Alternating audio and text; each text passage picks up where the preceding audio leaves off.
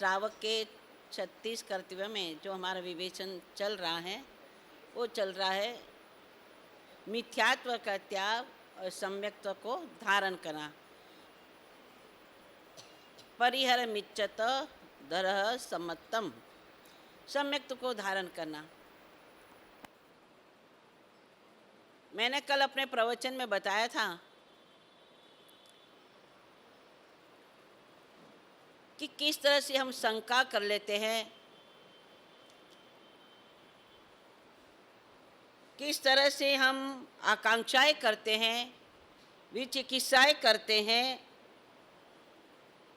ये हमारा सम्यक दर्शन के अंदर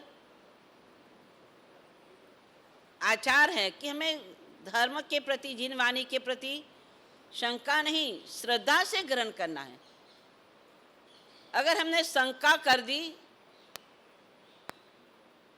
तो वो वही जिन वाणी जो हमारी आत्मा को तिराने वाली हैं, जिन वाणी के माध्यम से हम अपनी आत्मा को मोक्ष में ले जाते हैं। अब चंडक कौशिक ने क्या सुना? बुझ बुझ शब्द सुना, लेकिन वो किसके मुख से सुना? परमात्मा के मुख से सुना, प्रभु के मुख से सुना। और वो बुझ बुझ छोटे से शब्द क्या हो गया? चंडक कौशिक जो मर करके 7वीं नरक में जाने वाला था, वो कहाँ पहुंच गया? देवलोक में पहुंच गया, 8वें देवलोक में पहुंच गया। यानी कि शंका से रहित बन करके, निसंख्य, बिना शंका से, कोई शंका नहीं।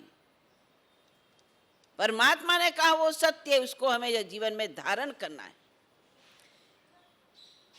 ये वाणी कोई रागी द्वेषी की नहीं, ये वाणी कोई संसार के कामवासियों की नहीं, ये वाणी है वीतराग की वाणी। और वीतराग की वाणी हमें श्रद्धा से ग्रहण करनी है। आकांक्षा, कोई प्रकार की आकांक्षा नहीं।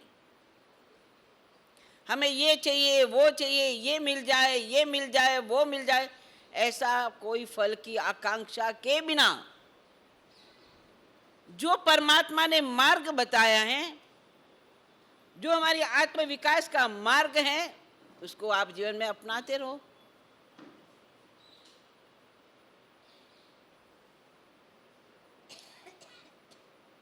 यह तो वो मार्ग है जो बिना मांगे देता है, जहां मांगने की कोई जरूरत ही नहीं, बिना मांगे हमें सब कुछ मिल जाता है।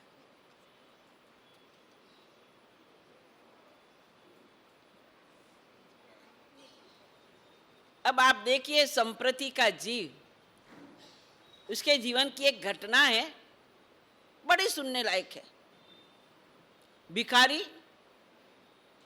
रोटी के लिए उधर उधर उधर उधर जा रहा है, कोई मुझे रोटी दे दे, मेरा पेट भर जाए। क्षुधा वेदना, भयंकर क्षुधा है, लगी है, यानी कि क्षुधा वेदना का उदय है। अब वो बेचारा भूख के लिए, भूख से तरस रहा है, लेकिन जहां भी जाता है उसको क्या मिलता है? तिरस्कार ही तिरस्कार मिलता है। चाहे वो सेठ के दरवाजे पर गया, चाहे वो राजा के दरवाजे पर गया, कहाँ क्या मिला उसको? तिरस्कार। 2 रोटी के टुकड़े कोई दे नहीं पाए। सहयोग ऐसा बना, मुनि भगवंत गोचरी जा रहे थे, 2 मुनि भगवंत, जैसे मुनि भगवंत धर्म लाभ दिया और सामने से कह रहे हैं, पधारो पधारो गुरुदेव, पधारो पधारो। वो भिखारी सोचता है यहां अपना काम बन सकता है, इससे मेरी भूख शांत हो सकती है। तो उसने जैसे मुनि भगवंत गोचरी लेकर के बाहर आए और वो भिखारी कहता है, मुझे भूख लगी है, बस आपके पास जो भी है वो मुझे दो, आपके पास जो भी है वो मुझे दे दो, मैं भूख में तड़प रहा हूं, मेरे प्राण निकल जाएंगे। दया तो है पर देने का आचार नहीं। दया तो है, क्योंकि मुनि तो करुणालु होते हैं, दया तो है लेकिन देने का आचार नहीं। उसने कहा इस गोचरी पर हमारा अधिकार नहीं है, गोचरी हमने ली है पर अधिकार हमारा नहीं, इस पर अधिकार किसका है? गुरु का है। हम लेकर के यहाँ से जाएंगे, गुरु को सौंपेंगे और ये गोचरी गुरु जिसको देगा वही उसको वापरेगा। अगर आपको ये भूख मिटानी है तो आप हमारे गुरु के पास चलिए।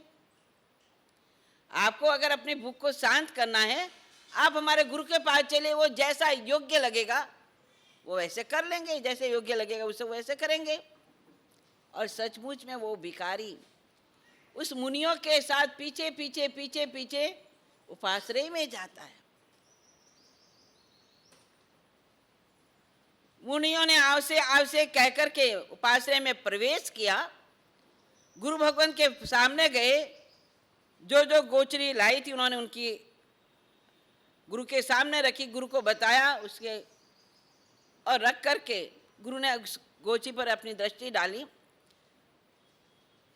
सामने वो भिखारी खड़ा है, मैं भूख से चटपटा रहा हूं, मुझे ये खाने के लिए चाहिए, मुझे ये जो लाया हुआ है ये मुझे दे दो। गुरुदेव कहते हैं तुझे अगर भूख को मिटाना है तो इस कपड़े में नहीं, ये कपड़े पहनने पड़ेंगे। अगर ये कपड़े पहनेगा तो तुझे सब कुछ खाने को मिल जाएगा। अब भूखा क्या नहीं करता है, भूखा क्या नहीं करता है, उसने क्या, मुझे मंजूर है, मुझे मंजूर है। और उसने अपने कपड़े बदल दिए और साधु के कपड़े पहन लिए। गुरु महाराज ने भी उसको दीक्षा दे दी। गुरु जानते थे इस जीव का उद्धार हो सकता है। तन से भली ये भिखारी है, तन से ये बड़ा भिखारी है, लेकिन ये भिखारी नहीं, बहुत ऊंची आत्मा है, इसको तारा जा सकता है।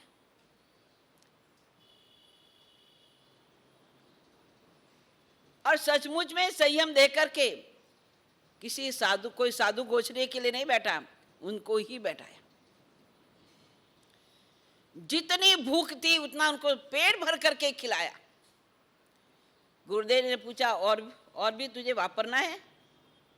नहीं बस गुरुदेव, अब मेरा पेट फूल भर गया, मैं फूल भर गया, अब मेरी क्षुधा शांत हो गई है। ठीक है, सभी मुनियों ने गोचरी करी। अब बेचारा कई दिन का भूखा था, कई दिन का भूखा था, और भूखा होने के कारण पेट भर करके खाया। अब अगर ज्यादा दिन का कोई व्यक्ति भूखा है और एक दिन खा ले तो क्या होता है? अर्जिन हो जाता है। अब उसको भी हो गया अर्जिन। रात को पेट में असह्य दर्द होने लगा, वो छटपटाता है दर्द के कारण। मुनि वेश है, वेश का कितना प्रभाव। सब मुनि भगवान सेवा में खड़े हैं, श्रावक लोग भी इकट्ठे हो गए, सेवा में आए। जो उनका तिरस्कार करने वाले थे, जो उसको धक्का मार करके निकालने वाले थे, आज क्या खड़े हैं? सेवा में खड़े हैं, सेवा में खड़े हैं। और वो मुनि, अब उसके लिए मुनि शब्द ही रहेगा, वो मुनि सबको देखता है कि ओ हो, तन तो वही का वही है, तन में कोई फर्क नहीं है, लेकिन मेरा वेश परिवर्तन हो गया। इस वेश की इतनी कीमत, जो मुझे तिरस्कार कर रहे थे, जो मुझे धक्का दे करके निकाल रहे थे, आज वो मेरा क्या कर रहे हैं? सेवा कर रहे हैं, सेवा में खड़े। कोई मेरा पांव दबा रहा है, कोई मेरा सिर दबा रहा है, कोई मेरे पेट में दवाई लगा रही है, क्या सेवा कर रही है। ओहो, धन्य है इस वेश को, धन्य है, धन्य है, धन्य है। इस गुरु ने मेरे जीवन को सफल कर दिया, सार्थक कर दिया। ऐसी उत्कृष्ट भावना भा रहा है।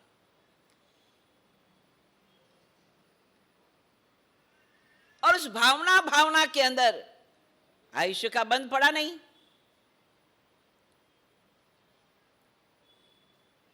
उसने मनुष्य आयुष्य का बंध पाया और उस मनुष्य आयुष्य में उत्कृष्ट पुण्य उपार्जन कर लिया।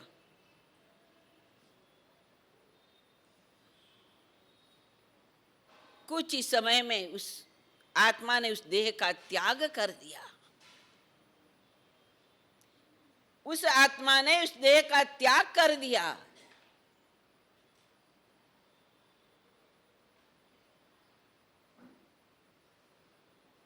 वो इस दुनिया से चला गया, अब दूसरी दुनिया में परिवर्तित हो गया। शरीर की पर्याय बदल गई। जो भिखारी की पर्याय से बदल करके साधु बना और साधु की पर्याय से हट करके अब वो एक राजकुमार के घर में पैदा होता है, एक राजा के, जो इसको हम कहते हैं अशोक राजा। एक रानी की कुक्षी में राजकुमार के रूप में पैदा हुआ।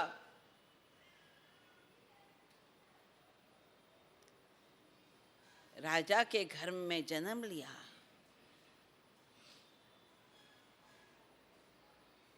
उस अनुमोदना के पुण्य के कारण और जन्म लेकर के उसका पालन पोषण होता है, बड़ा होता है, विवाह भी हो जाता है और एक दिन अपनी पत्नी के साथ अपने महलों के झरोखे में बैठा था।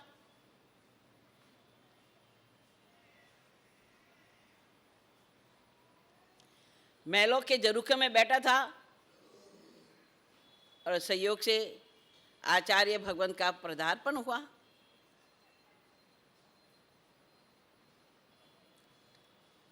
वो अपने सेवकों से पूछता है, क्या बात है, आज नगर के अंदर इतने बाजे बाजे क्यों बज रहे, क्या बात है। इसमें ये भी एक प्रसंग आएगा कि प्रभावना, सम्यक लक्षण का एक ये भी एक आचार है। प्रभावना, प्रभावना हमें कब करनी चाहिए, ये प्रभावना कैसे जीव को प्रतिबोधित कर देता है। बैंड बाजे बज रहे हैं, विशाल जन मेदनी है और उसके अंदर आचार्य भगवान अपने शिष्य परिवार के साथ चल रहे हैं। वह संप्रति पूछता है, उसका नाम संप्रति रखा गया। वह संप्रति पूछता है कि ये बाजे बाजे क्यों बज रहे, क्या बात है।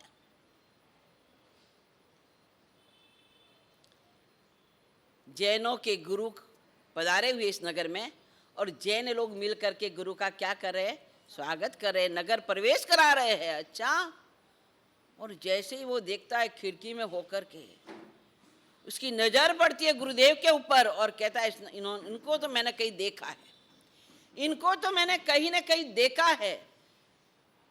देखा कहा, ये पता नहीं, देखा हुआ है। और ऐसे सोचते सोचते सोचते सोचते उसको मूर्छा आ गई, वो जमीन पर गिर गया। हाँ, मैंने इनको देखा है क्योंकि ये मेरे परम उपकारी है। मैं पिछले जन्म में भिखारी था,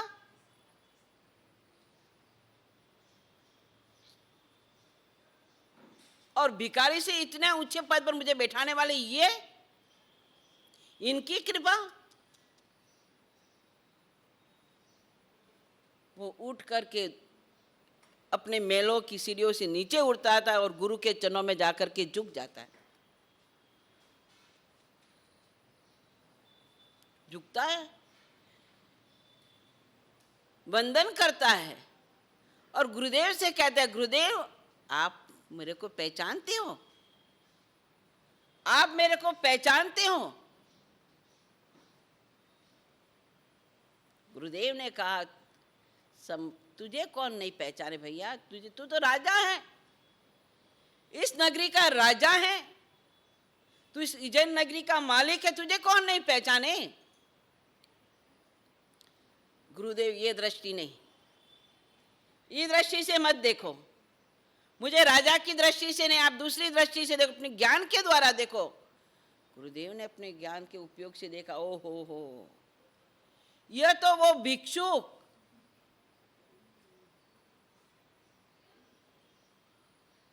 गुरुदेव ने कहा, मैंने तुझे पहचान लिया, तू मेरा शिष्य है।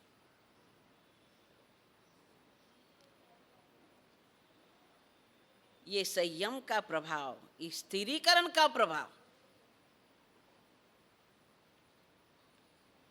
अगर उस भिखारी को ठुकरा दिया होता, नहीं नहीं हम अपने पात्रे से गोचरी नहीं दे सकते, तू चला जा, तो वो दूर ध्यान में मर करके और तिर्यंच गति में भी जा सकता था। लेकिन गुरु की कितनी कृपा, धर्म में स्थिर करने के लिए वेश पहनाया, वेश पहना करके उसको आहार प्रदान किया, आहार कराया, और आहार के कारण शुभ भाव में इतना प्रवृत्त हो गया, ये मेरी सेवा कर रहे, ये मेरी सेवा कर, उस भावनाओं के कारण वह कहा दरिद्र और कहा राजा बन गया। कहते हैं रंग से राजा बन गया। गुरुदेव ये आपकी कृपा, मैं तो वही रंग हूं, लेकिन आपने मुझे राजा बना दिया। बोलो मैं आपके लिए क्या करूं? अब ये राज्य भी आपका है, मेरा नहीं है, इस पर मेरा क्या अधिकार? ये तो आपकी कृपा से मुझे मिला है। मैं तो भिक्षुक था, मुझे तो 2 रोटी के टुकड़े भी नहीं मिल रहे थे। ये जो कुछ भी मिला है आपकी कृपा से मिला है, आप इसे स्वीकार करो।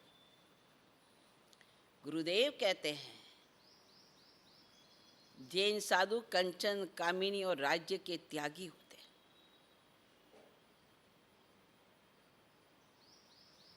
वो तो निर्ग्रंथ होते हैं, उनको क्या लेना देना आपके राज्य से?